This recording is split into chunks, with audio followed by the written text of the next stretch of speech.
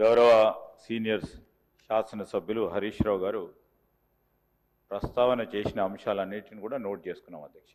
కానీ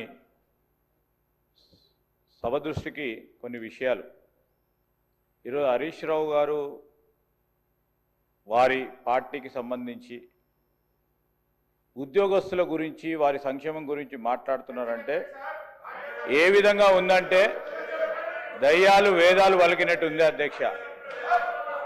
ఉద్యోగస్తులకి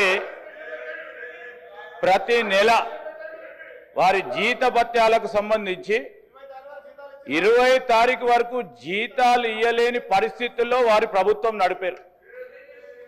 ఇప్పుడు వారి ఉద్యోగస్తుల గురించి మాట్లాడుతూ ఉన్నారు అధ్యక్ష. ఏదేమైనప్పటికీ ఉద్యోగస్తులకు సంబంధించిన సంక్షేమం, వారికి రావాల్సిన జీపీఎఫ్ కానీ, రిటైర్ అయిన పబ్లిక్ సర్వెంట్స్ సంబంధించిన అంశం విషయంలో ఒక సిస్టమ్ని ఏర్పాటు చేసుకొని వారికి ఏ విధమైన ఇబ్బంది రాకుండా అన్ని విధమైన చర్యలు తీసుకుంటామని గౌరవ సభ్యులకు తెలియజేస్తా ఉన్నాను.